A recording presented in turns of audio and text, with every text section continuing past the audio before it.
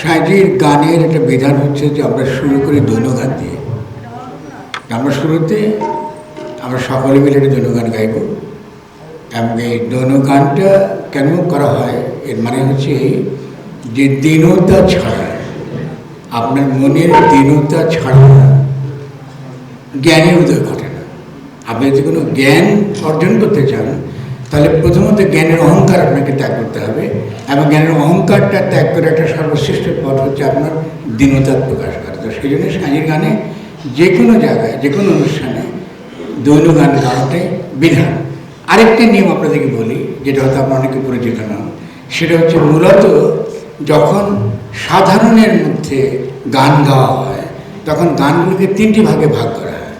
একটা হচ্ছে আমরা দৈন, এরপর আমরা বলি প্রবর্ত গানটার বিভিন্ন ব্যাখ্যা আছে, কিন্তু মূল ব্যাখ্যাটা হচ্ছে সেই গান যেখানে গাওয়া হলে শিষ্যরা এবং দর্শকরা মোটামুটি তার অর্থটা বুঝতে পারেন। আমরা যেমন নামাজ পড়ি 5 ওয়াক্ত, সেই গান গাওয়ারও কিন্তু কিছু সময় আছে।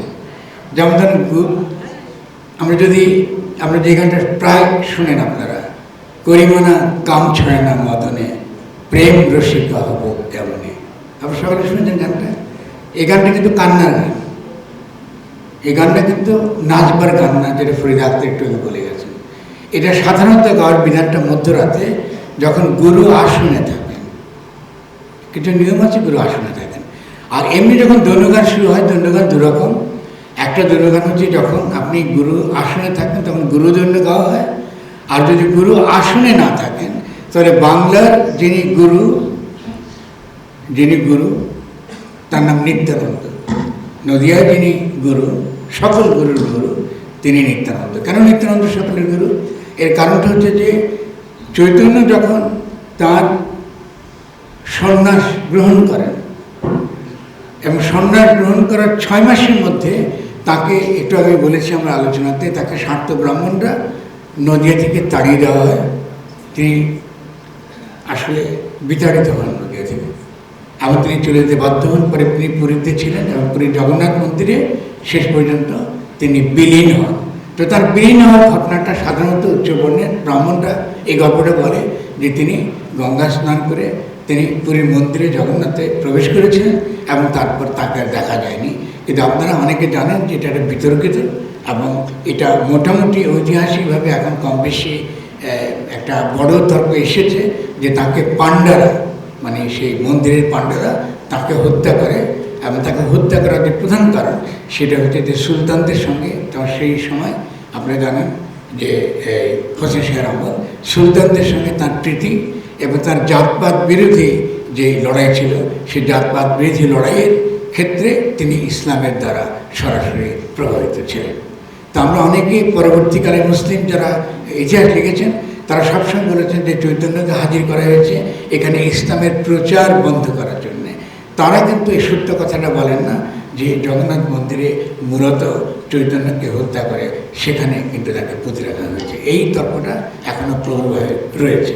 ফলে নদিয়ার ফকিররা মনে করেন যে আসলে চৈতন্যকে হত্যা করা হয়েছে, কিন্তু তাদের একটা অভিমান আছে।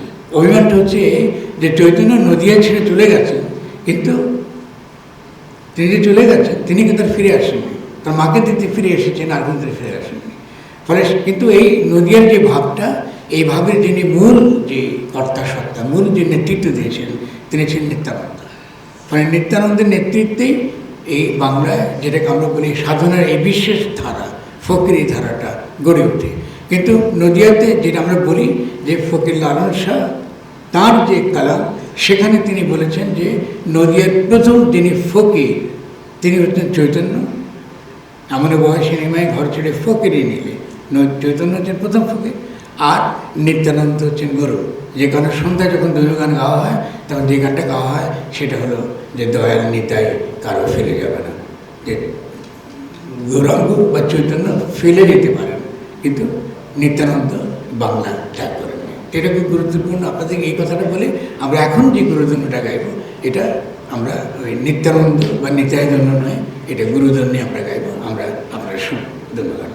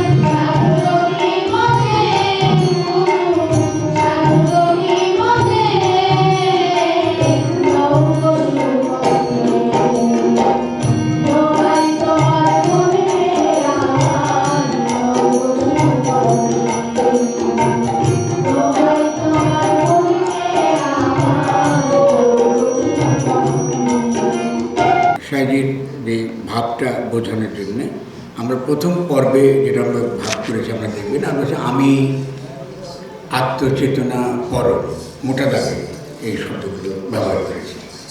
এখন আমার এর আগের আলোচনা আমি কথাটা কিছুটা ব্যাখ্যা করেছি।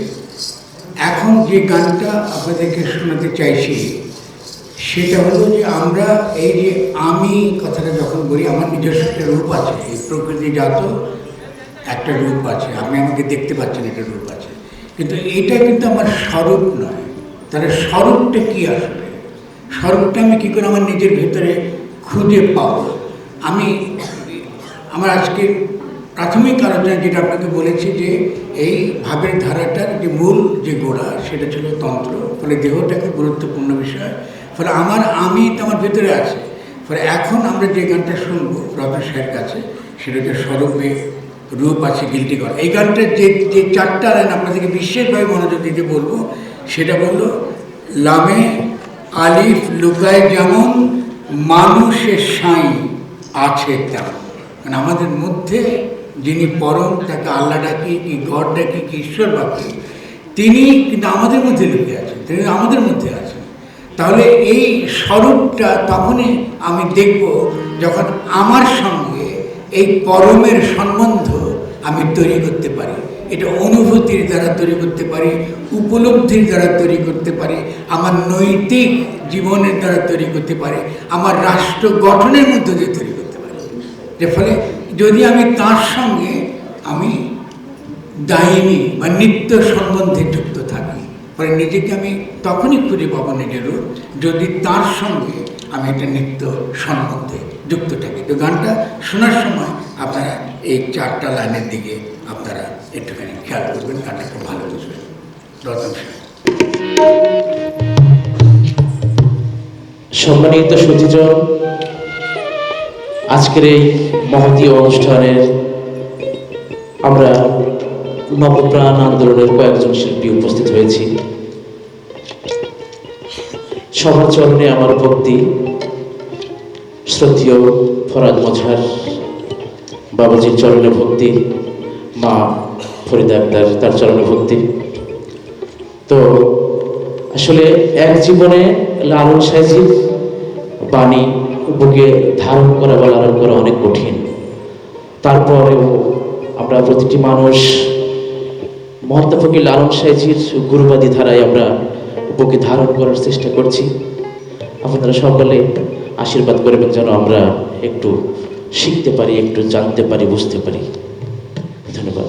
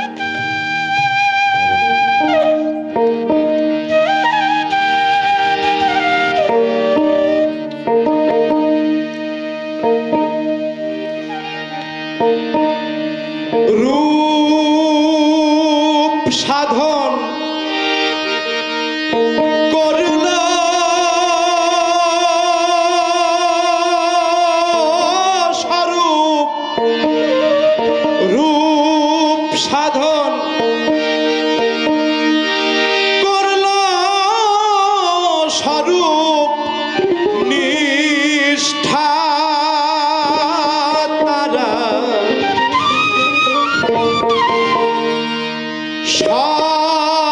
স্বরূপে রূপ আছে গিলতি করা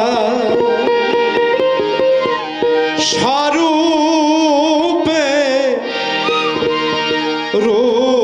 রূপ আছে গিলতি করা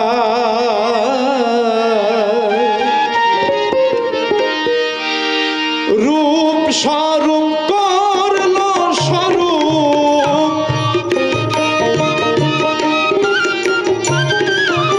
রূপ স্বরূপ করল স্বরূপ নিষ্ঠা দ্বারা রূপ স্বরূপ করল যারা নিষ্ঠা দ্বারা স্বরূপে রূপ আছে গিলতি করা স্বরূপে রূপ আছে গিলতি করা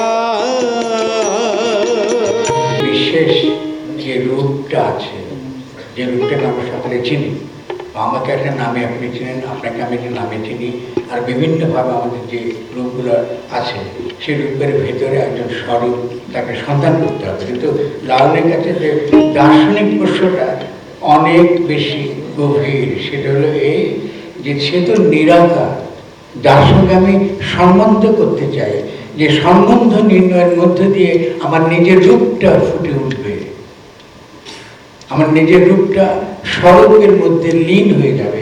তিনি তো নিরাকার, তা আমি এই রূপ সাধনটা কি করে করব?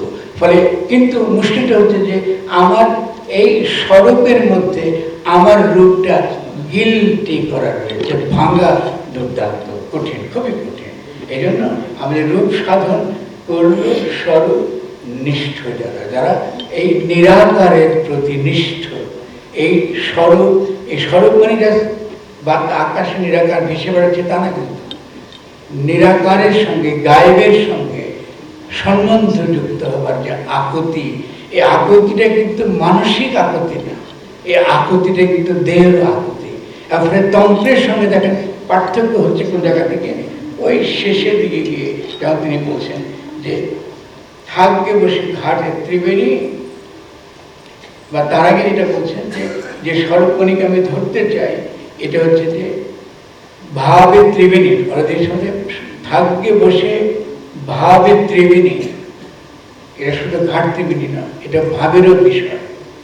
সে ভাবের যে জায়গা, যেখানে গিয়ে বিভিন্ন সম্পর্কের যে সঙ্গম স্থল, এটাকে যখন আমি আবিষ্কার করতে পারবো, শুধু আমার বুদ্ধির দ্বারা নয়, আমার শরীর দ্বারা যখন আমি তাকে অনুভব করতে পারবো, উপলব্ধি করতে পারবো সেই নিরাকারকে, তখনই আমার স্বরূপটা আমরা আসলে পেয়ে যাবো।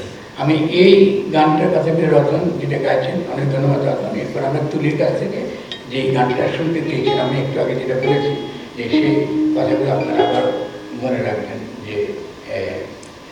যে প্রতিটা একটু আগে আমি দিয়েছি, যেটুকু দেখি মন কিরূপ নিরাকার। যদি আমি সেই রূপকে সন্ধান করতে চাই,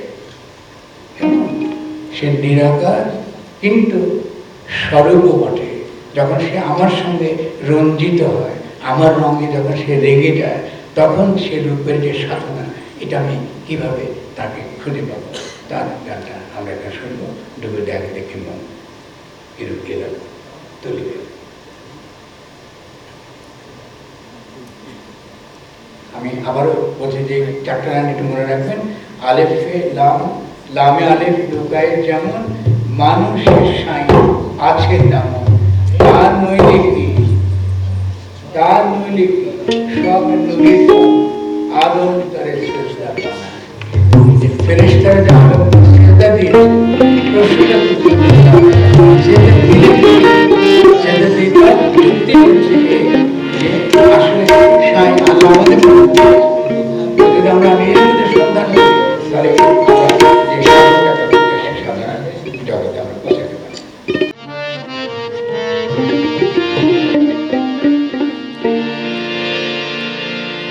ডুবে দেখিব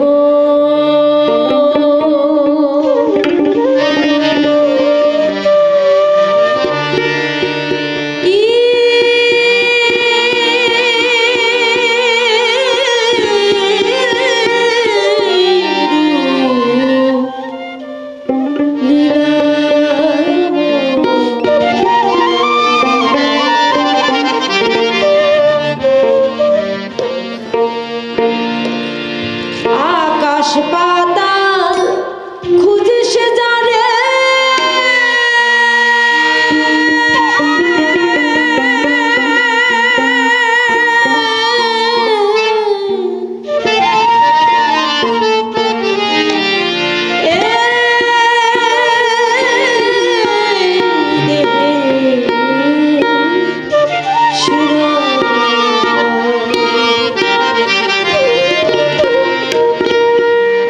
ডুবে দেখিব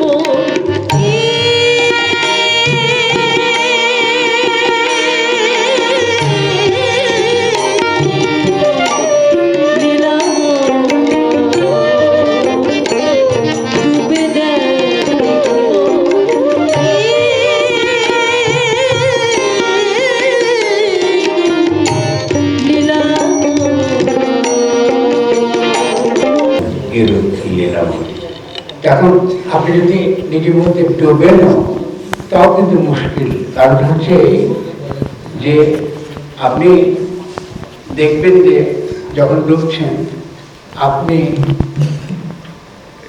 লীলা নিজেকে প্রশ্ন করছেন যে এই লীলা, তিনি যে লীলাটা করছেন আমাদের সঙ্গে, যে খেলাটা করছেন, একবার তিনি মানুষের উপরে গ্রহণ করেন, মানুষের মধ্যে বাস করেন, আবার তিনি নিরাকার হয়ে যান।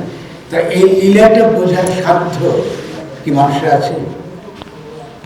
এরপরে যে গানটা আমরা শুনবো সেটা সাই লীলা বুঝবি থাকা কেমন করে। তো তুমি যে তোমার নিজের স্বরূপ সাধু করতে চাও, কিন্তু তার যে লীলাটা, তিনি যেভাবে আমাদেরকে নাচান, তিনি ঘর, তিনি ঘরে, তিনি আমার ঘরে বাস করেন, আবার তিনি নিজেই ঘর, আবার তিনি কি তার ম্যাজিস্ট্রেসি ক্ষমতাও তার, তিনি নিজের পায়ে নিজে বেরিয়ে করে নিজেই আবার আসেন হয়ে পড়েন। তো একে ধরবো কি করে? একে ধরা তো কঠিন, এটা খুব একটা কঠিন একটা পথ। তো আমরা এরপরে যে গানটা শুনবো সাই লীলা বুঝবো খেপা কেমন করে, এটা একটা আশা কথা। আমাদের সামনে উপদিষ্ট মহোদয় যারা আছেন সকলের চরণে আমার ভক্তি রইল। আমরা অনেক খুশি এবং অতিথি মহোদয় যারা আছেন সকলের চরণে আমার ভক্তি রইল। সেইজির এই ভাবগানিটা আমি গাইবার চেষ্টা করছি, ভুল ত্রুটি সকলে ক্ষমা সুন্দর দৃষ্টিতে দেখবেন।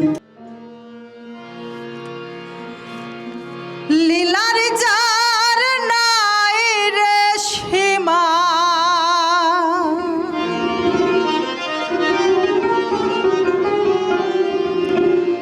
লীলার যার নাই রে সীমা,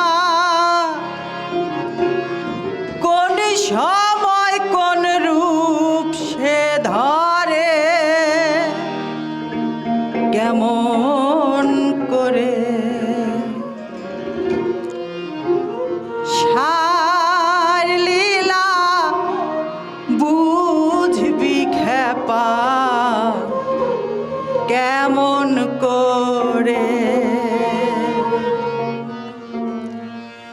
লীলার যার নাই রে সীমা, লীলার যার নাই রে সীমা, কোন সময় কোন রূপ সে ধরে, কেমন করে সার লীলা বুঝবি খেপা, কেমন করে সার লীলা বুঝবি খেপা, কেমন করে। একেবারে অনন্ত ধারা তুমি আমি নাম ব্যবহার। আমরা বলছি যে যিনি নিরাকার, যিনি গায়ে, তাকে আমি পাবো কি করে, তাকে আমি ধরবো কি করে। কিন্তু আবার পাশাপাশি এটা বলছি যে একের মধ্যে দিয়ে একই কিন্তু আছে, আর কিছু নাই। আমাদের এই তৌহিদের কথা শুনি, তৌহিদি জনতার কথা শুনে সবচেয়ে একের ভজনা, একের সবচেয়ে গভীরতর উপলব্ধি, আকুতি, এই যে বিরহ বেদনা কিন্তু আমরা এই গানের মধ্যে আমি দেখতে পাচ্ছি। একেবারে অনন্ত ধারা তুমি আমি নাম দেওয়ার ভাবের তরে। এবার প্রশ্নটা হচ্ছে যে লালন বলে, জানতে পারছি না কেন, বুঝতে পারছি না কেন লালন বলে আমার আমি জানলে বাধা যেত দূরে। আমি কে, এই প্রশ্ন যদি আমি করতাম, এই প্রশ্নটা আমি তুলতে পারতাম, এই জিজ্ঞাসা যদি উত্তর পেতাম, তাহলে এই বাধাটা চলে যেত। তবে এই গানটার পরে আপনাদেরকে একটা গৌর গান শোনাবো, গৌরধনের গান শোনাবো। এর উদ্দেশ্যটা হচ্ছে মূলত এর আগের আলোচনায় বলেছি যে তন্ত্র থেকে যে রূপান্তরটা ঘটেছে রসতত্ত্বে, মানে গৌরাঙ্গের সময় গৌরাঙ্গ এসেই প্রথম এই তিনি এই রস বলতে এই বলতে আমাদের সমস্ত ইন্দ্রিয়ানুভূতি, আমাদের যে উপলব্ধির যে জগৎ, এই জগৎকে তিনি জাগ্রত করতে চেয়েছেন। যেমন আমরা যখন গান শুনি, কীর্তন শুনি, বিরহ বোধ করি, প্রেমের যে আনন্দটুকু আছে, অপরের প্রতি আমাদের যে আকুতিটুকু আছে, এই যে অনুভূতিটুকু বুদ্ধির বিপরীতে, পাশ্চাত্যে হচ্ছে বুদ্ধির জয়গার, আর এদিকে আমরা দেখেছি যে না, বুদ্ধি তো আমি ব্যবহার করি, বুদ্ধির দরকার আছে, কিন্তু বুদ্ধির সর্দারি মানা যাবে না। কারণ মানুষ শুধু বুদ্ধি সর্বস্ব প্রাণীর নাম। কারণ বুদ্ধি ছাড়া মানুষের আরো এমন অনেক কিছু বৃত্তি আছে যার বিকাশের মধ্যে দিয়ে সে তার নাফসানিয়াত থেকে রুহানিয়াতে সে উন্নীত হয়। তো এই যে সহজ কথাটা যিনি আমাদের প্রথম শিখিয়েছিলেন নদিয়ায়, তিনি হচ্ছেন গৌরাঙ্গ, বা যাকে আপনারা চৈতন্য বলেন। অথবা ছেলেবেলা তিনি যেহেতু নিম গাছের তলে তার জন্ম হয়েছিল, তার নাম ছিল নিমাই। তার গৌরাঙ্গ নামটি এসেছিল যেহেতু দেখতে সুন্দর ছিলেন, তাই সকলে তাকে গৌরা ডাকত, গৌরাঙ্গ। তো গৌরাঙ্গ কেন অবতার, এটা তো আপনি অনেকে জানেন, আমি একটু দ্রুত ব্যাখ্যা করে এটা ধরে দিচ্ছি, তাহলে এখানে ধরতে পারবেন না। অবতারটা হচ্ছে এই যে তিনি ঈশ্বরের অবতার, মানে কৃষ্ণ স্বয়ং মানুষ হয়ে নদিয়ায় অবতীর্ণ হয়েছেন। আমি আবার বলি, শুনতে মজা লাগবে, কিন্তু এর দার্শনিক তাৎপর্য অনেক গভীর। কৃষ্ণ স্বয়ং ভগবান নিজে মানুষের রূপ হয়ে, মানুষ হয়ে নদিয়াতে তিনি অবতরণ করেছেন, এই জন্য তিনি অবতার। তো এখন ভগবানের কেন নদিয়াতে আসতে হবে, এই জগতে আবার জন্মগ্রহণ করতে হবে, মানুষ রূপ পরিগ্রহণ করতে হবে কেন? তো সেখানে এই নদিয়ার যে তর্ক, সেই তর্ক হচ্ছে এই যে ভগবান যখন শ্রীমতী রাধিকার সঙ্গে, মানে শ্রীকৃষ্ণ যখন শ্রীমতী রাধিকার সঙ্গে প্রেম করছেন, তখন তিনি প্রেম করছেন পুরুষের মতো। তিনি ছিলেন পুরুষ আর শ্রীমতী রাধিকা ছিল মেয়ে। কিন্তু তিনি যদি ভগবান হয়ে থাকেন, তাহলে রাধিকা কি করে তাকে ভালোবেসেছিলেন, তার যে হর্ষ, তার যে আনন্দ, তার যে ব্যথা, তার যে বিরহ, এটা কি কৃষ্ণ জানতেন? এই অভিজ্ঞতা কি তার ছিল? উত্তর হচ্ছে না। কারণ তার প্রেমটা ছিল পুরুষের মতন প্রেম, তিনি পুরুষের মতো প্রেম করেছেন। ফলে পুরুষ তো ভগবান হতে পারবে না যদি সে নারীর যে বেদনা, নারী কি করে ভালোবাসে, সে কি করে প্রেম করে, প্রকৃতি কি করে একই সঙ্গে পুরুষকে ভালোবাসে, এই সম্পর্কটুকু সে না বুঝতে, সে তো ভগবান হতে পারবে না। ফলে তাকে আবারও মানুষের রূপ নিয়ে নদিয়ায় আসতে হলো পুরুষ হয়ে। কিন্তু তিনি সারা জীবন সাধনা করেছেন মেয়ে হবার। এটা অবাক লাগে না আপনাদের? আমি যারা নারীবাদ নিয়ে কথা বলেন তাদেরকে এখানে ভাবতে বলছি। তিনি কিন্তু অবতরণ করেছেন নারী হবার জন্য, মেয়ে হবার জন্য। মানে নারীর যে তার যে কাতরতা, তার যে ভালোবাসা, এই বোধটুকু বোঝার জন্য পুরুষতান্ত্রিক যে অভ্যাস, সেখান থেকে মুক্ত হয়ে যে নারী কি করে ভালোবাসে, বা নারীর জায়গায় যদি প্রকৃতিকে আপনি ধরেন, এই সমস্ত বিশ্ব প্রকৃতি, তার যে সহনশীলতা, তিনি যেভাবে জীবকে লালন করেন, পালন করেন, আমাদের সকলের তিনি কি সংস্থান করেন, সবকে তিনি বাঁচিয়ে রাখেন, এই যে তার যে এই রূপটা আমি কি করে বুঝবো? এই রূপটা বোঝার জন্যে গৌরাঙ্গ আবার নদিয়াতে, কৃষ্ণ স্বয়ং আবার নদিয়াতে গৌরাঙ্গ হয়ে মানুষকে অবতরণ করেছেন। তো তিনি কেন অবতরণ করেছেন? যে তিনি পাপীদেরকে তিনি দান করবেন, কারণ জাতপাত বিরোধী লড়াই খুব গুরুত্বপূর্ণ ছিল। তো প্রশ্নটা হচ্ছে যে যদি এসেছ হে গৌর জীবকে তাড়িতে। যদি জীবকে ত্রাণ করবার জন্য তুমি এসে থাকো, তো আমি কি করে বুঝবো যে তুমি আসলে স্বয়ং ভগবান? বুঝবো যদি আমি নিজে ত্রাণ পাই, আমি যদি মুক্তি পাই, আমি যদি তোমাকে পাই, আমি যে সত্যিকার এই যে রূপ সাধন কথা বলছি এইটা যদি আমি পাই, এটা যদি আমার যে আমার বাধাটা অতিক্রম করে যে নিরাকারের যে গায়েবের সঙ্গে আমি যুক্ত হতে চাইছি, এইটা যদি আমি করতে পারি, তবেই বুঝবো যে তুমি সত্যিকার অর্থে অবতার। যদি এসেছে হয়তো জীবকে তাড়িতে, জানবো এই ভাবি হতে। এই গানটা গাইবেন শিরনি সুলতানা। প্রেম বিলিয়ে দেওয়ার জন্যই ভগবান শ্রীকৃষ্ণ নবদ্বীপ ধামে আবির্ভাব হয়।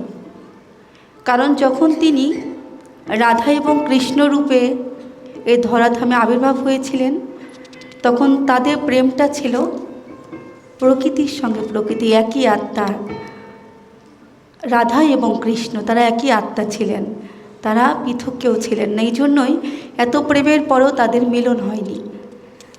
তো সেই রাধা রানীর কাছে যে ঋণ ছিল, সেই ঋণ থেকেই তিনি ভগবান শ্রীকৃষ্ণ নদিয়া ধামে আবির্ভাব হয় কলিহত মানুষের মাঝে প্রেম বিলিয়ে দেওয়ার জন্য। সেই জায়গা থেকেই একটি সাজের ভাব বানিয়ে রাখছি। ভুল ত্রুটি অবশ্যই ক্ষমা সুন্দর দৃষ্টিতে দেখবেন।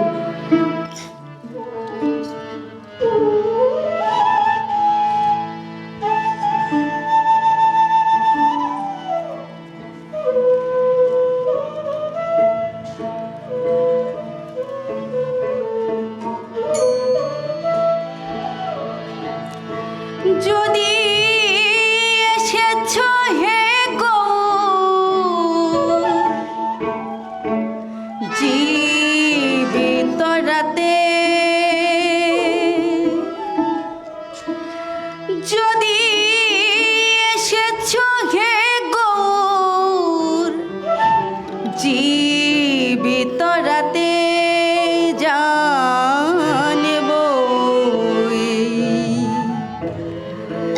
পাপী হতে জানব,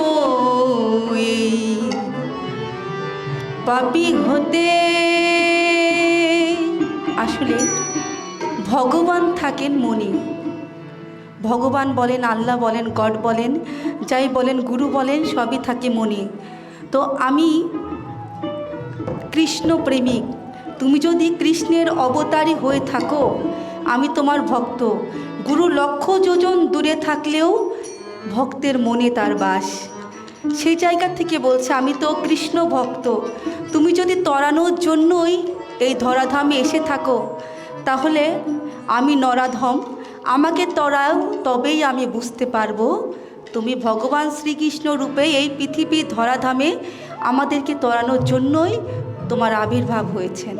সে জায়গা থেকে যদি এসেছ হে গৌর জীবিত রাতে, যদি এসেছ হে গৌর জীবিত রাতে, জানবো এই পাপী হতে, জানবো এই পাপী হতে। যদি এসেছ হে গৌর জীবিত রাতে, যদি এসেছ হে গৌর জীবিত রাতে, জানবো এই পাপী হতে, জানবো এই পাপী হতে। একটা জিনিস আমি আপনাদেরকে বলতে চাই, আপনি একটু মনে রাখলে আপনাদের কাজে দেবে। নদিয়া ভাবে আধ্যাত্মিকতা কোনো শব্দ নেই, এটা অবাক একবার আপনাদের। আধ্যাত্মিকতা আমি তো শুরুতে বলেছি, এটা কিন্তু তন্ত্র থেকে উঠে এসেছে। ফলে অ্যাবস্ট্রাক্টলি বিমুক্ত, মরমিয়া, আধ্যাত্মিকতা, মরমী, এইসব শব্দ কিন্তু নদিয়া ভাবের সঙ্গে একদমই যুক্ত নয়। এখানে যেটা আছে এটা কেমন করে মনের যত্ন। আপনি শরীরের যত্ন করেন, আপনার তো শরীর যত্ন করেন, সকালবেলা গোসল করেন, পরিষ্কার থাকেন, ঠিক মতো খান, শরীর যত্ন করেন না, ঠিক মনেরও যত্ন লাগে।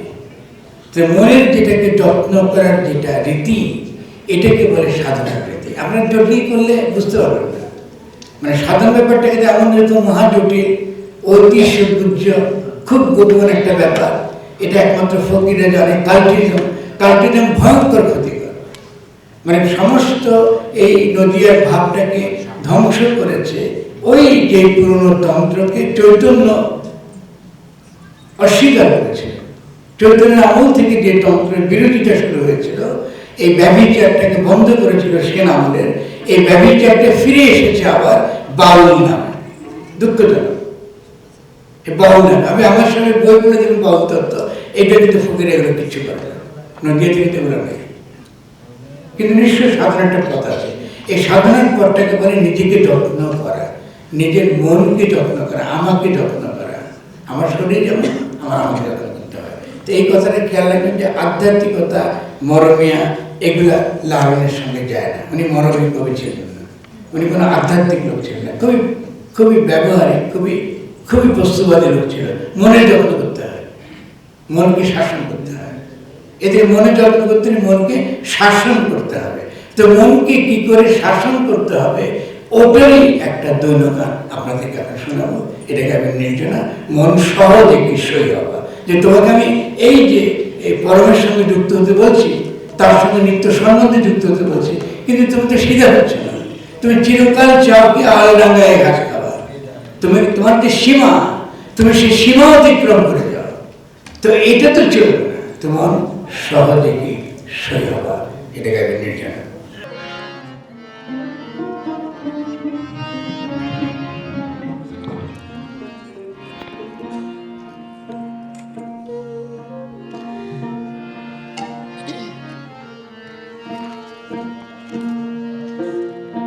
দাবার পর মুগুর বলে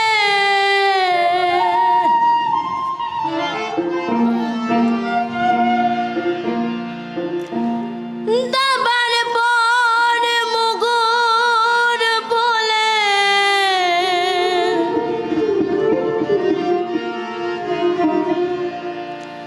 সেই দিনে গাটের পাবা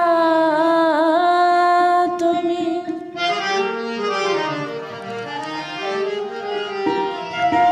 সেই দিনে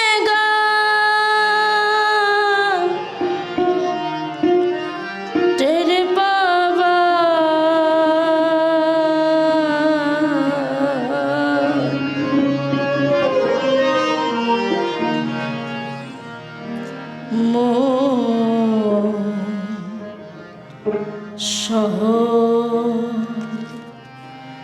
যে কি সই হবা,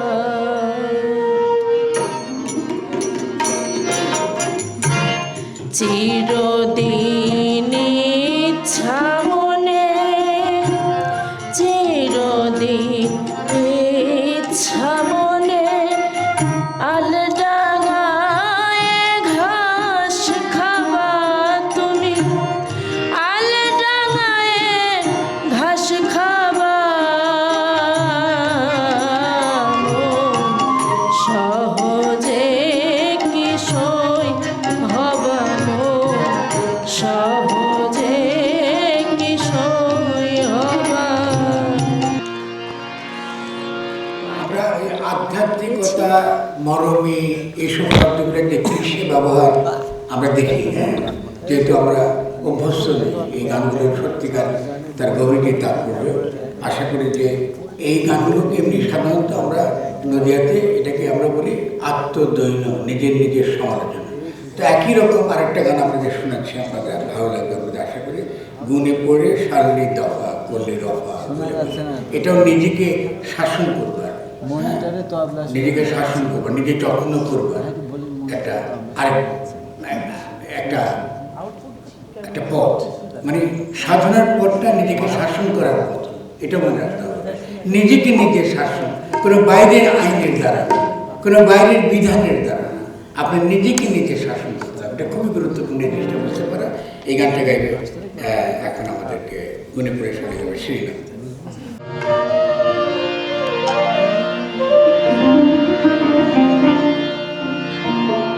ভাবলি নে মনে কথা সে ধন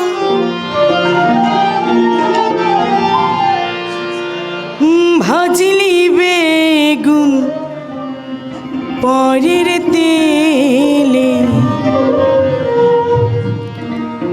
গুনে পরে সারলি দফা করিলি রফা গোলে মান গুনে পরে সারলি দফা ভাবলি নে মন কথা সে ভাবলি নে মন কথা সে ভাজলি বেগুন পরের তেল গুনে পরে সারলি দফা করলি রফা গোলে মাল গুনে পরে সারলি দফা।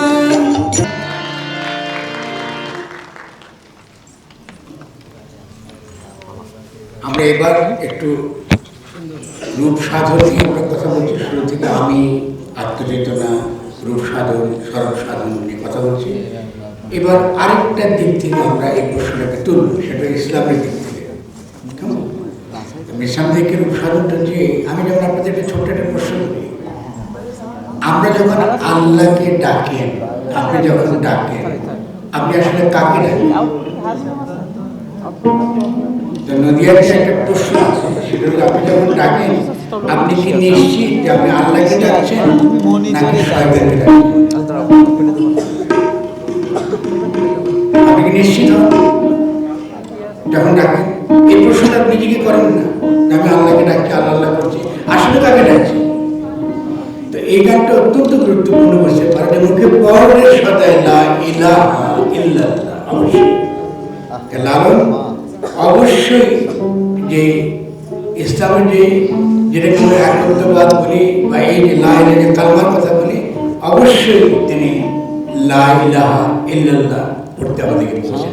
আমরা এরপরে আরেকটি গানে দেখবো যে এই এই এই কথাটা এই কলমারে কি ব্যাখ্যা দিয়ে দেয়। কিন্তু তার আগে আমরা খালি এই প্রশ্নটা তুলবো যে আমরা যখন আল্লাহকে ডাকি আমরা আসলে কাকে ডাকি? একটা যে আল্লাহকে বলছে তোমার আব্বা নিলে তো আপনি আল্লাহ ডাকো, আল্লাহ বলে এক ধরনের, কিন্তু আসলে কি আমরা নিশ্চিত? তো সেখানে যে প্রশ্নটা তোলা হয়েছে সেটা হলো এই যে নামেরও সহিত রূপ ধ্যানে রাখিয়া চল। আপনি যখন ডাকেন তখন কাকে ডাকেন তার রূপ কি আপনি কল্পনা করেন? তার রূপ আপনি কল্পনা করেন না। তো আপনি দেখতে পাচ্ছেন যে এই যে কল্পনা, যে বৃত্তি, পাশ্চাত্য দর্শনে দার্শনিক ধারা বলতে বুদ্ধির দরবার বোঝায়, বুদ্ধির পর্যালোচনা, বুদ্ধির কৃষি, এটা বোঝায়। কিন্তু নদিয়াতে এই ধরনের দর্শনের কোনো আসলে খুব একটা উপযোগিতা নাই, এটাকে তারা দর্শন বলতে খুব একটা আগ্রহী না, কারণ সত্যটা অনুভব করবার বিষয়। আমি আবার বলি, সহজে ধরতে পারবেন নদিয়াকে, সত্য কিন্তু উপলব্ধির বিষয়। সত্যটা যুক্তি দ্বারা প্রতিষ্ঠা করা যায়, কারণ যুক্তি তারা হ্যাঁ যেটা না এটাকে হ্যাঁ বলতে পারবেন, হ্যাঁ কোনো আপন করতে পারবেন, কিন্তু যেটা আপনি কখনোই বদলাতে পারবেন না সেটা হচ্ছে আপনার উপলব্ধি, আপনার নিজের যে উপলব্ধি। ফলে সেই জন্য বারবারই দেহর কথাটা যখন নদিয়া ব্যবহার করে তান্ত্রিক অর্থে, এটা একটা ভিন্ন রকম একটা মানে দাঁড়ায়। তাহলে এখন আমরা যে গানটা গাইবো সেটা মুখে পড়লে সদাই লা ইলাহা ইল্লাল্লাহ, এটা গাইবেন আরিফ ফকির। যাই হোক, গান পারি না, গানের রাজ্যে আমি একটা ক্ষুদ্র মানুষ, মানে মহাসাগরের একটা বিন্দু না। তারপরেও এই সাইজির বাণী গাধার মতো টেনে নিয়ে বেড়াই, বোঝাটা না আর কি, কিন্তু প্রবেশ এখনও পারি নেই করতে। তা সাইজির যারা আমরা গান করি, দৈন্য গান, আমরা গান গাই, যদি দৈন্যতার স্বভাব না থাকে তাহলে গান গাইও কি হবে? দৈন্যতার স্বভাব আমার ভিতরেও থাকতে হবে। আমি অনেক বড় শিল্পী, এই ভিতরে কাজ করলে দৈন্য গান গায়। যেমন ফরিদাপা আমাকে বললেন পরিচয়টা, এটা না করলেও পারতেন, গান না গায়েও তার দৈন্যতার স্বভাব তার ভিতর অনেক। এর জন্য অনেক অনেক ধন্যবাদ।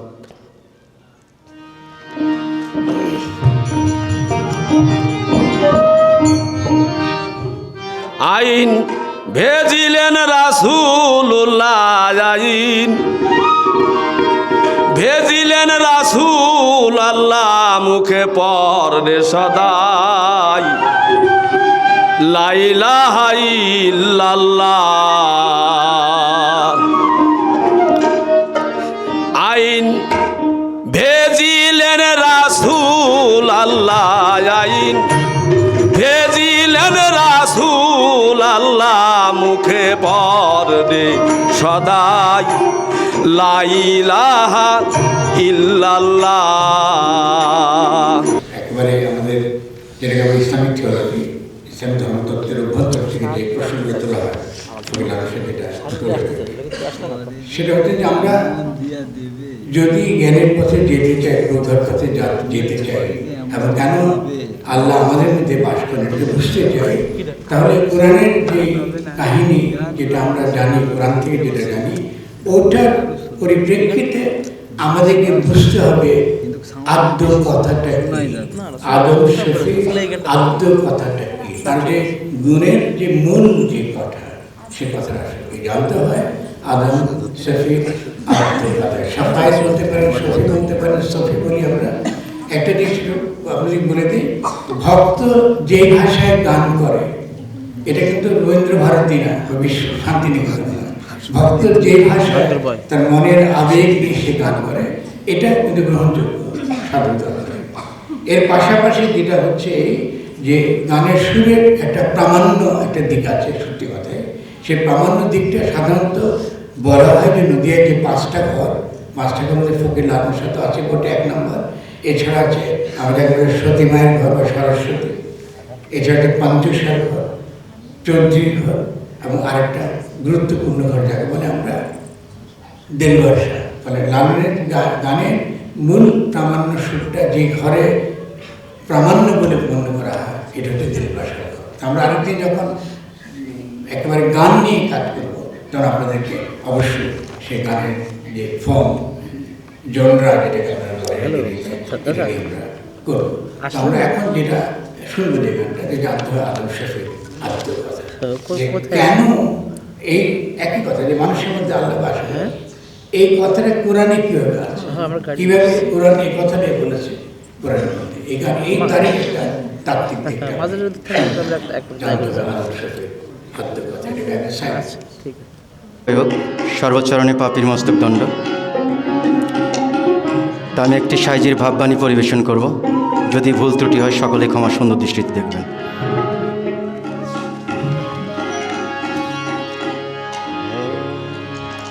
না দেখে আজাজিল শেরু,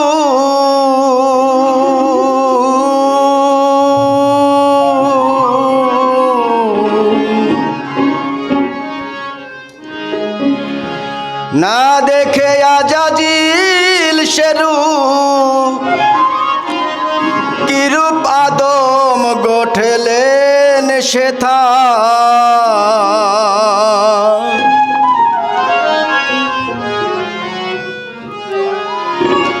জানতে হয় আদম শফি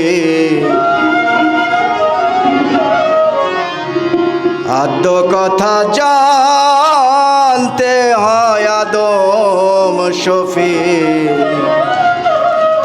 আদ্য কথা।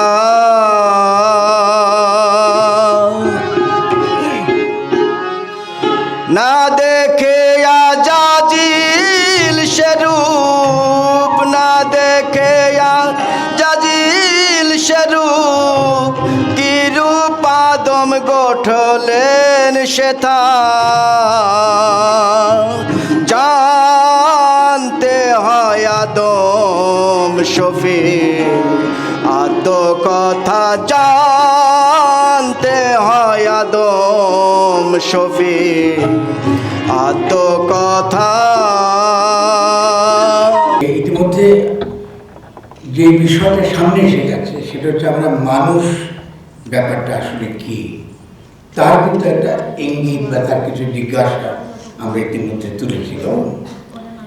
এবং এই মানুষকে আমি বুঝবো কি করে, তার সঙ্গে যে যাকে পরম বলি, কি যাকে নিরাকার বলি, কি যাকে গায়েব বলি, এই সম্বন্ধটা কী করে তৈরি হয় আমাদের মধ্যে, এই জিজ্ঞাসাটা নদীয়াতে অত্যন্ত গুরুত্বপূর্ণ একটা জিজ্ঞাসা।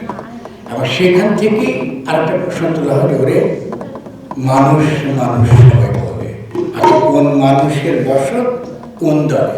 আমি শুরু থেকে একটা যে বারবার আপনাদেরকে জোর দিচ্ছি, এটা খুব গুরুত্বপূর্ণ বুঝতে পারা যে নদিয়ায় কিন্তু একদিকে তন্ত্র থেকে বেরিয়ে আসেনি, দেহের যে ধারণা যে দেহই সত্য, এখান থেকে সে কখনো কিন্তু সরে আসেনি।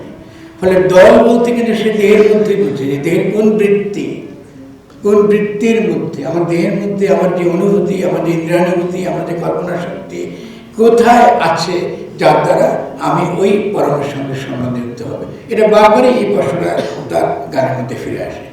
এই গানে তারা যেটা প্রশ্ন করছেন যে অজনী সহজ সংস্কার তারা কি সন্ধানে সাধকতা পারে, যে এই হিস্ট্রিটা, এই দীর্ঘ এই ভাবের ইতিহাস, যেখানে বিভিন্ন সাধনার ধারা, শুধু তন্ত্র নয়, তন্ত্রের মধ্যে অজনী সহজ এবং সংস্কার এই তিনটা ধারা আছে। এই বিভিন্ন রকম ধারা, বিভিন্ন রকম চর্চা, বিভিন্নভাবে তারাও এই মানুষকে বোঝার চেষ্টা করেছে, মানুষের ব্যাপারটা কি, এই প্রশ্ন তারা, এই জিজ্ঞাসা তাদের মধ্যে ছিল, কিন্তু তারা কিন্তু এর কোনো উত্তর পায়নি। বড় গহীন মানুষ নিয়ে যে এই মানুষকে বুঝতে পারাটা আসলে খুব কঠিন, কারণ সে কিন্তু যে দলে বাস করে, যেখানে সে বাস করে, ওটা কিন্তু গহীন। ফলে ওতে ডুবতে হয়, ওকে ডুবে থাকে বের করতে হয়। সবাই কোরাস গানটা শুনবো, ওরে মানুষ মানুষ সবাই বলে। মানুষের করর বিচক্ষণ, মানুষের করর বিচক্ষণ, তারে জানলে হবে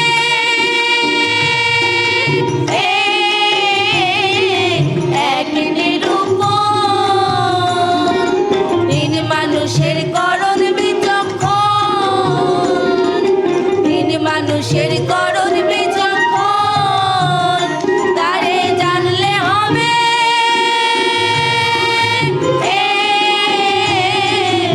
এক নিরূপণ। লালন বলো বলে মানে,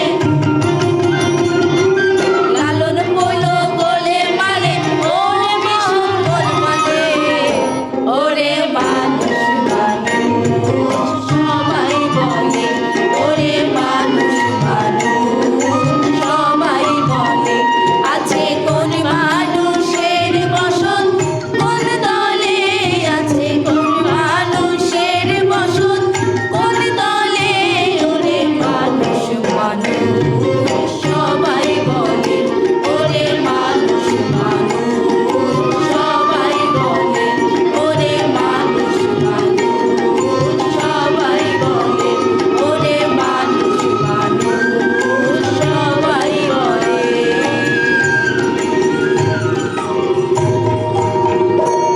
মানুষের করণ বিচক্ষণ, এই তিন মানুষ নিয়ে তর্ক আছে, বিভিন্ন রকম ব্যাখ্যা আছে, কিন্তু আমি সহজ যেটা আপনাদেরকে এখন ধরে দিচ্ছি, সময় নেই, ফলে ব্যাখ্যা করতে সময় লাগবে।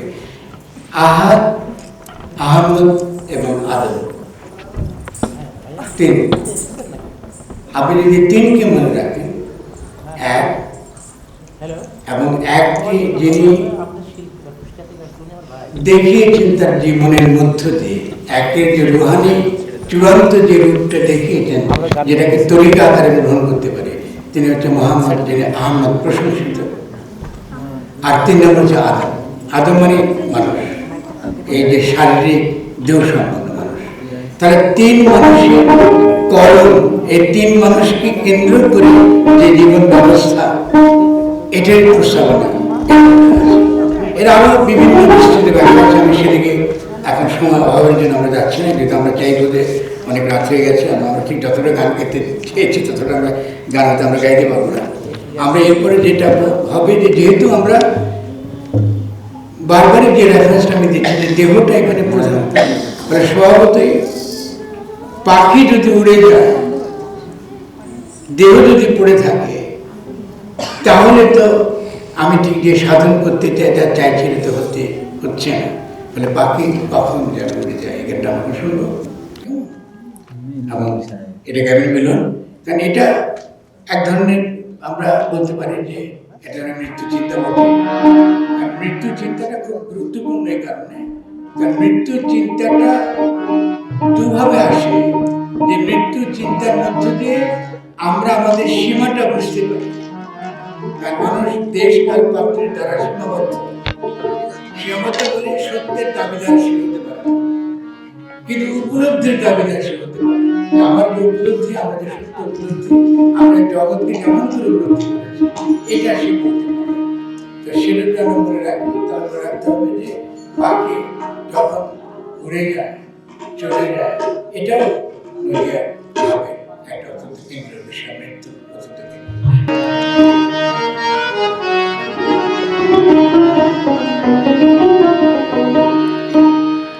পাখি কখন জানি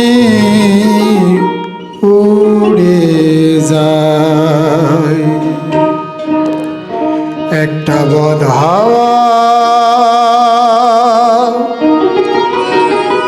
লেগে খাঁচায়,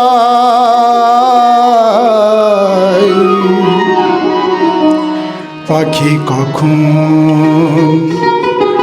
জানি উড়ে যায়,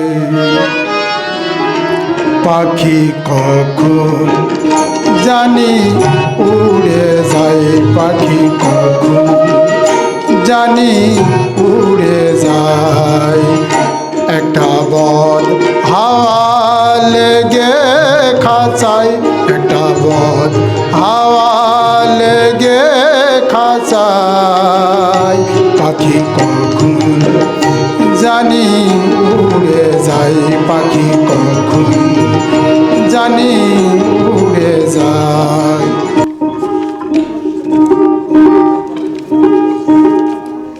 আমরা অনেক গানের প্রস্তুতি নিয়ে এসেছিলাম, অবশ্যই তারা অনেক প্রস্তুতি খেয়েছে সবাই, কিন্তু এখন তো আমাদের অনেক রাত হয়ে গেছে, অনেকেও যেতে হবে। তো আমি আশা করি আমাদের শিল্পীরা মনে কষ্ট নেবেন না, আমরা আরেকদিন বড় করে গাইব, কারণ আমরা সবাই যাব। আমি মনে করি যে আমরা শেষ গানটা করে দিই, কারণ অনেকে চলে যেতে চাইছি। কেমন, ঠিক আছে না? সবার কাছে অনুমতি নিলাম, ঠিক আছে না? কেউ রাগ করবে না? ঠিক আছে, ওকে। শেষ গানটা আমরা যেটা করবো সেটা হলো যে যেটা আমরা করি সাধুকে। কারো কোনো গান গাওয়ার খুব আকুতি আছে মনের মধ্যে? শিওর? আপনি যেটা ভালো মনে করেন। আমার মনে করি যে এটা যেহেতু আমরা তো সেই হিসেবে আমরা অনেকে চলে যেতে যাচ্ছি 9টার সময়, আমরা আবার বড় করে করবো, অসুবিধা নেই, ঠিক আছে। আচ্ছা, আমরা যেটা আমরা আজকে করতে পারি না সেটা হলো যে আমরা দেখাতে চেয়েছিলাম যে লালনের ভাষা সংক্রান্ত যে বক্তব্য, এবং আমরা আশা করি আরেকদিন আমরা এটা নিয়ে আলোচনা করবো বাংলা একাডেমিতে। আজমবুদ্ধ আছেন বিশেষত লালন এবং দেরিদার যে চিন্তার পার্থক্য, আমরা খুব ছোট গ্রুপে আলোচনা করতে হবে এবং দেখাতে হবে যে লালনের দিক থেকে ভাষার প্রশ্নটা কি করে তোলা হয়েছে এবং পাশ্চাত্যে ভাষার প্রশ্নটা কি করে তোলা হয়েছে, এবং ভাষার প্রশ্নটা কি করে একই সঙ্গে ওই যে আমরা বলেছি যে দেহতাত্ত্বিক বা শারীরিকতার সঙ্গে যুক্ত। কোন নামে ডাকিলে তারে হৃদাকাশে উদয় হবে, আপনার আপনি ফানা হলে তারে পাওয়া যাবে, এই গান। কেমন? তো আমরা যেটা করি সেটা হলো যে আমরা শেষ গানটা আজকে, সেখানটা আজকে ঠাকুর আমি মনে করছি যে এটার জন্য অনেক গভীরতা লাগবে, আপনাদের অনেক বেশি মনোযোগ লাগবে এই গানটা শোনার জন্য। আমরা আজকে শেষ গানটা শেষ করে দিই, সেটা সাধুর যুগল চরণ ধ্বনি। আমরা সুমায়া আবাদিকে, আমি ছোট শিল্পী, সুমায়া গানটা গাইবে, গিয়ে আমরা আজকের জন্য শেষ করি। আমি আপনাদেরকে যেটা হলো আমার এছাড়া যে দুটো লেখা আমি আজকে তৈরি ছিল, আমি জানি যে এটা গানের মধ্যে কথা বলার সময় কঠিন, যেটা আমরা আলোচনা করবো এবং আপনারা অতি দ্রুত আমাদের আমার কাছে পাবেন। সেটা হলো যেটা একটা বলেছি দেরিদা এবং লালনের যে পার্থক্য এবং ভাষার সংক্রান্ত খুবই গুরুত্বপূর্ণ একটা আলোচনা। এটা একাডেমিক আলোচনা এবং গুরুত্বপূর্ণ আলোচনা হচ্ছে। আরেকটা গুরুত্বপূর্ণ আলোচনা হলো সেটা হলো যে আপনার হেগেল এবং লালন। আমরা একটা গান হতে শুনেছেন, যদি আপনার শুনতে মায়ের ফজিলে মায়ের ফজিলে হাতের বাপের ঠিকানা। এই গানটা তুলনামূলকভাবে আমরা যদি বিচার করি হেগেলের সঙ্গে, হেগেলও কিন্তু তার ফেনোমেনোলজির স্পিরিটে যেটা দেখিয়েছিলেন সেটা হলো প্রক্রিয়া এবং কর্তা, প্রক্রিয়া এবং কর্তা এই দুই একই। চিন্তা একদিকে কর্তা, অন্যদিকে চিন্তা প্রক্রিয়া ঘটে, ঠিক আছে না? এখানে যদি বই পড়ে ফ্যামিলি স্পিরিট আপনি দেখবেন চিন্তা এবং কর্তা একই, কর্তা এবং প্রক্রিয়া একই। ঠিক তেমনি আপনি গানের মায়ের ফজিলে হয় তার বাপের ঠিকানা, সেখানেও কিন্তু সে একই প্রশ্ন তোলা গেছে। পুরুষ পরবর্তীকার অঙ্গে ছিল প্রকৃতিটা, প্রকৃতি প্রকৃত সংসার সৃষ্টি সঞ্চার। যে সত্যিকারের আমরা যা দেখি শেষাবধি যা দেখি এটা হলো প্রকৃতি। প্রকৃতি মানে কিন্তু একটা জীবন্ত প্রক্রিয়া, জীবন্ত প্রক্রিয়া। এই জীবন্ত প্রক্রিয়ার মধ্যে এই বিবর্তনটা ঘটছে। এই জীবন্ত প্রক্রিয়ার মধ্যে জীবনের আমরা উদয় দেখছি, জীবনের আমরা বিলয় দেখছি। কেমন? এই জন্য প্রকৃতি প্রকৃত সংসার সৃষ্টি সঞ্চার। কিন্তু এর আগে কিন্তু সাংঘাতিক চ্যালেঞ্জিং একটা বাক্য আছে, যে যাকে আমরা পুরুষ করি তিনি তাকে পরবর্তীকার ডাকতে পারে। পুরুষ পরবর্তীকার, পুরুষ পরবর্তীকার হতে পারে, ডাকতেই পারে, কিন্তু তার অঙ্গে কিন্তু প্রকৃতি ছিলেন। নইলে তিনি সৃষ্টি করলেন কি করে? ফলে তিনি পুরুষ এবং প্রকৃতি একই সঙ্গে। তাহলে এই যে ব্যাপারটা এটা সাংখ্য থেকে এসছে, সাংখ্যের প্রকৃতি পুরুষ তত্ত্ব থেকে এসছে, কিন্তু একেবারে খুবই ইন্টারেস্টিংলি হাজির করা হয়েছে অদ্ভুত ফিলোসফিক্যালি। প্রথম প্রশ্নটা করেছে নিগম বিচারের সত্য দেবতাই জানা। এর দুটো আমি একটু সময় নিয়ে আপনার কাছে হয়তো ভালো লাগতে পারে, লালনের গভীরতা ধরতে পারবেন। কথা নিগম বিচার, নিগম মানে আগম, নিগমের তফাৎটা জানে। নিগম মানে যখন সব কিছুর আগে আদিতে যে বিচারটা হয়েছে, বা কেন্দ্রে মূলে ফিরে যাওয়া, মূল জায়গা থেকে গিয়ে যদি আপনি প্রশ্নটা তুলেন তাহলে কেমন বিচারটা হবে, তখন এই বিচারের জায়গা থেকে নিগম বিচার কথাটা বলা হয়। যে নিগম বিচারে মূল যে মূলের জায়গায় দাঁড়িয়ে যদি আমি কথা বলি তাহলে কি সত্য জানা গেল? কি জানলাম? মায়ের ভজিলে হয়তো বাপের ঠিকানা। প্রকৃতিকে ভজনা করলে পুরুষকে পাওয়া যায়। আবার বলছেন তো সহজ, করুন কিছু না, সামনে থেকে এসে বসে প্রকৃতি ভজনা করলে পুরুষকে পাওয়া যায়। পুরুষ করে নদিয়াতে আলাদা নিগমে অবাক নেই না আপনারা? পৃথিবীতে কিন্তু পুরুষ আসবে, পুরুষ আসবে, তিনি কিন্তু গায়ে। ফলে আপনি যখন নদিয়ায় যাবেন, আপনি যদি কখনো যান ছেড়ে, আপনি দেখবেন যখন ভক্তি আমরা দিই তখন মাথায় ঘন্টা দিই, ছেলে পুরুষ সকলে দিই, কারণ আমরা সকলে কিন্তু নারী। পৃথিবীর পুরুষ কিন্তু আসবে না, তিনি গায়ে। এর জন্য দীর্ঘ যদি আপনি না মেয়ে না হতে পারেন তাহলে তুমি তার সঙ্গে সম্পর্ক হবে না, তার সঙ্গে আপনার বিবাহ হবে না, নিকাহ হবে না। ফলে আপনাকে প্রথমত হতে হবে, আপনাকে নারী হতে হবে। নারী হওয়ার সাধনাটাও নদীয়ার সাধনার অন্তর্গত। সেখানে পুরুষ পরবর্তীকে বলতে পারেন তাকে পরবর্তীকে, কিছু আসে না, কিন্তু একসঙ্গে অঙ্গে ছিল প্রকৃতিটা, প্রকৃতি প্রকৃতির সংসার সৃষ্টি সঞ্চার। ফলে এই যে ফকির লালন সাহেব অত্যন্ত দুর্ধর্ষ তার যে প্রস্তাবনা, মায়ের প্রতি হতে হবে, ঠিক আছে। ফলে তুলনামূলকভাবে কঠিন অন্যান্য গানের চেয়ে, কিন্তু আসলে কিন্তু যদি হেগেলের সঙ্গে তুলনা করেন আপনি দেখবেন যে কিন্তু হেগেল এই জিনিসটা দেখেছেন কীভাবে? দেখেছে চিন্তার বিবর্তন হিসাবে, যেখান থেকে অ্যাবসলিউট নলেজে পৌঁছেছেন। আর এখানে কিন্তু চিন্তার বিবর্তন হয় না, এটা কিন্তু প্রাকৃতিকতার বিবর্তন, মানুষের শরীরের তার নিজস্ব বিকাশ। তিন মানুষের পরম বিচক্ষণ, তার মধ্য দিয়ে সাধক হওয়া, তার মধ্য দিয়ে আপনি রুহানিয়াতের চূড়ান্ত পর্বে পৌঁছানো সাধনা, এটা কিন্তু আসলে নদীয়ার সাধনা। এটা খুব গুরুত্বপূর্ণ, এটা ধরতে পারা। আর অনেকগুলো গান আছে যার সঙ্গে ভুল করে সেটা ধরে যাওয়া দরকার। অনেকে বলে যে ব্রাহ্মণ চন্দ্র চামার মধ্যে সকলে এক জলে সূচি, তো আমরা সূচি দিতে এটা অরল গান, কণ্ঠ এবং শ্রুতি জগতে শব্দটা কিন্তু তালে পুষ্য রসিকার চরসিকার না, সব থেকে দন্তাস দীর্ঘকার চরের সূচনা। সূচনা আমাদের সকলেরই সূচনা পানি থেকে, সকলে কিন্তু পানি থেকে এসেছে। এই অর্থে আমরা সকলে এক। পবিত্র না, পবিত্রতা কিন্তু এটা ব্রাহ্মণ চিন্তা, পবিত্র বলে কিছু নেই, মানুষ তো অপবিত্র না। ফলে যে পানির কথা বলছি সে পানি কিন্তু পবিত্র পানি, একে অবশ্যই নদিয়া অপবিত্র মনে করে। এবং আমি এর সঙ্গে যুক্ত করতে চাই, নদিয়াতে কিন্তু রজস্বলা নারীকে অপবিত্র মনে করা হয় না, সবচেয়ে পবিত্র মনে করা হয়। ফলে সেখানে যেহেতু তার মধ্য দিয়ে প্রকৃতি নিজেকে জানান দেয়, তার মধ্য দিয়ে আমরা বুঝতে পারি যে গ্রহ নক্ষত্র সমস্ত বিশ্ব জগৎ ওই যে তার ঋতুবতী নারীর মধ্য দিয়ে নিজেকে প্রকাশ করে। ফলে দেহের থেকে বাইরে কখনো যায় না। কিন্তু আপনারা যে এতে বাউল কথাটা আনার মধ্য দিয়ে আমরা যে তান্ত্রিক যে অনাচারটা নিয়ে এসেছি আমাদের দেশে, এর ফলে একে আমরা একটা দার্শনিক জায়গায় নিতে পারিনি, একটা পুরুষতন্ত্রের বিরুদ্ধে লড়াই করতে পারিনি, পেট্রিয়ার্কির বিরুদ্ধে।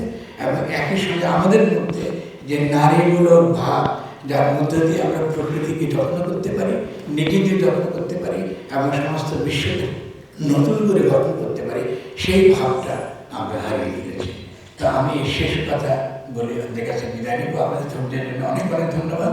এবং আমি বিশেষভাবে আমি ধন্যবাদ জানাবো আমাদের যারা এখানে শিল্পীরা এসেছেন, আমাদের ডাকে এরা প্রত্যেকে আমাদের নবপ্রাণের ছেলেবেলা থেকে একেবারে ছোট বয়স থেকে বড় হয়েছে এবং অনেকে এখন যথেষ্ট খ্যাতিমান শিল্পী।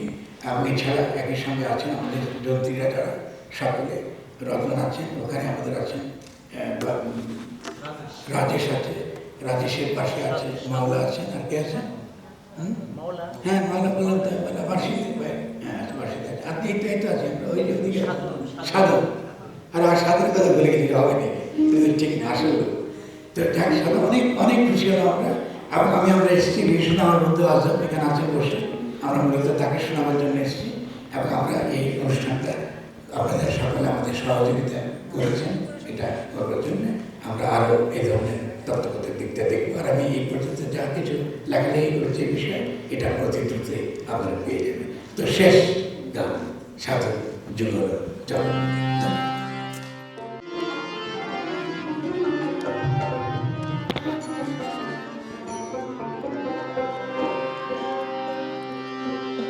সাধুর যুগ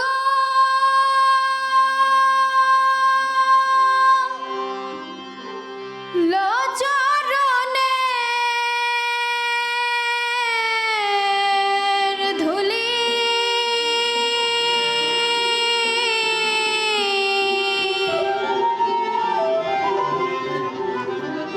লাগবে কি এই পাপির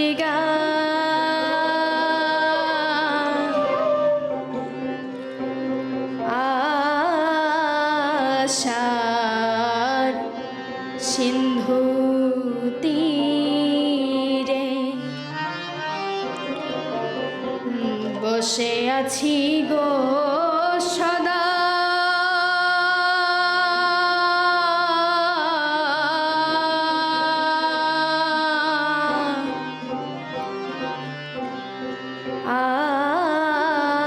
আশার সিন্ধু তীরে সাধুর যুগ লচরণের ধুলি, সাধুর যুগ লচরণের ধুলি লাগবে কি এই পাপের গায়, আশার সিন্ধু তীরে বসে আছি গো সদা,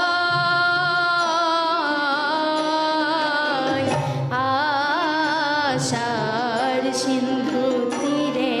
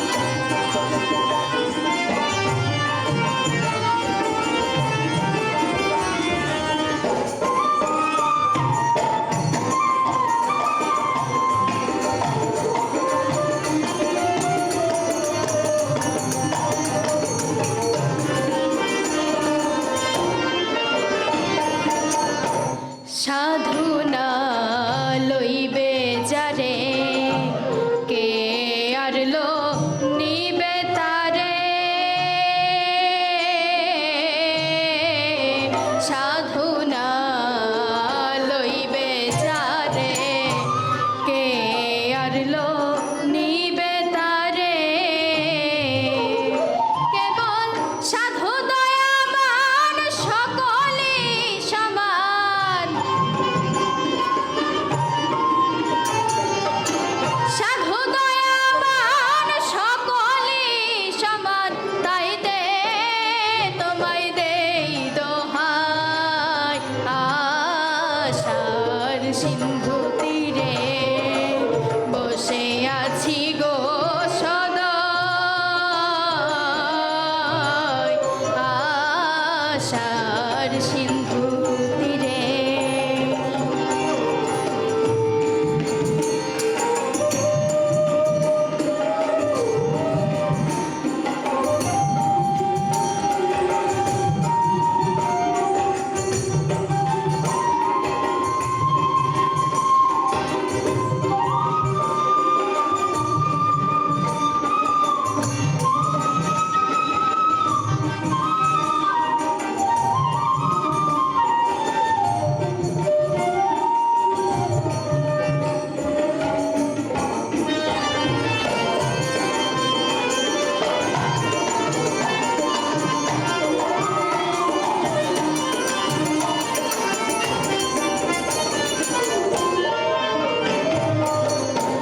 দিনে দিন ফুরাইয়া এলো মহাকালে ঘিরে নিল